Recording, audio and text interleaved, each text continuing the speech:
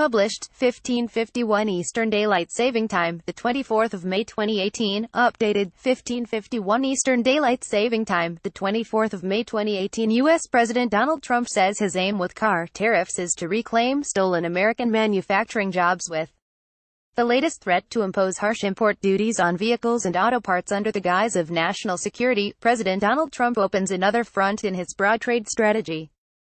In addition to complicating the job of already busy U.S. trade negotiators, a move against auto imports could be the tipping point that prompts broad retaliation.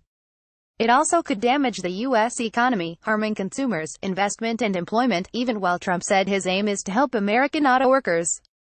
Trump late Wednesday announced he had ordered the Commerce Department to open an investigation into imports of cars, trucks and auto parts to determine if they were undermining U.S. national security. This use of Section 232 of U.S. trade law is the same tactic employed in March to impose 25% tariffs on steel imports and 10% on aluminum.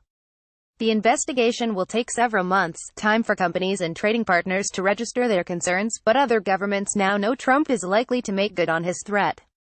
Rufus Yerxa, president of the National Foreign Trade Council, said the tariff threat undermined global trading rules and could spark immediate reaction. He heads down this road of raw economic nationalism, using tariffs as a weapon. Every other major economy in the world is going to follow suit eventually, and we are going to be back in the 1930s, Yerxa told AFP. Damaging industry, Trump said Thursday he was fighting to reclaim the stolen manufacturing jobs, but economists say the move could have the opposite effect.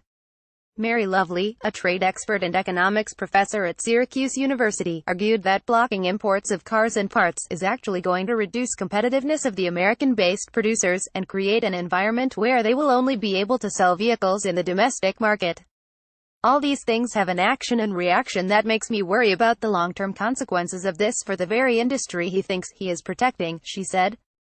John Bozzella, head of Global Automakers, a trade association representing international vehicle and parts manufacturers and suppliers, said the industry did not ask for any help from the government. Contrary to the assumption underlying the investigation on import vehicles, the U.S. auto industry is thriving. To our knowledge, no one is asking for this protection, Bozzella said in a statement. If these tariffs are imposed, consumers are going to take a big hit because they will have fewer vehicle choices and higher car and truck prices. Trade war.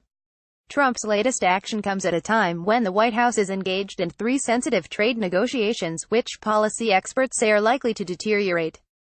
The administration is currently trying to renegotiate the 24-year-old North American Free Trade Agreement, and hold talks with China to defuse the conflict prompted by the 25% tariffs on Chinese goods due to the alleged theft of U.S. intellectual property.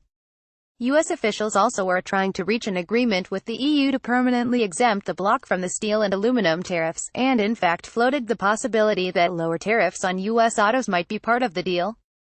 Governments including the EU, China and Canada already have strenuously complained about the U.S. decision and dismissed Trump's national security justification. Commerce Secretary Wilbur Ross said U.S. trade law defines national security broadly, so that it includes the economy and the impact on employment. Yerxa called the move as a declaration of protectionism, and warned that the car industry was much bigger than steel and will have a much bigger impact.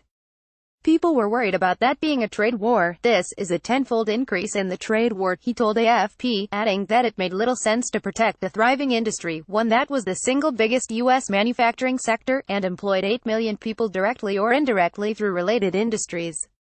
Lovely said the threats endangered the important relationship with the EU.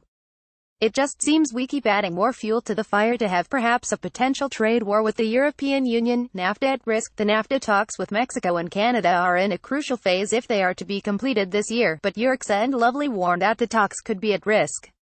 I see this as forcing Canada and Mexico to dig in even further in resisting the kind of bullying that's being conveyed through this action, Lovely said. And she said it was deeply troubling, given that the U.S. auto industry depended on the integrated NAFTA supply chain to compete with Asian and German manufacturers. Sorry, we are not currently accepting comments on this article.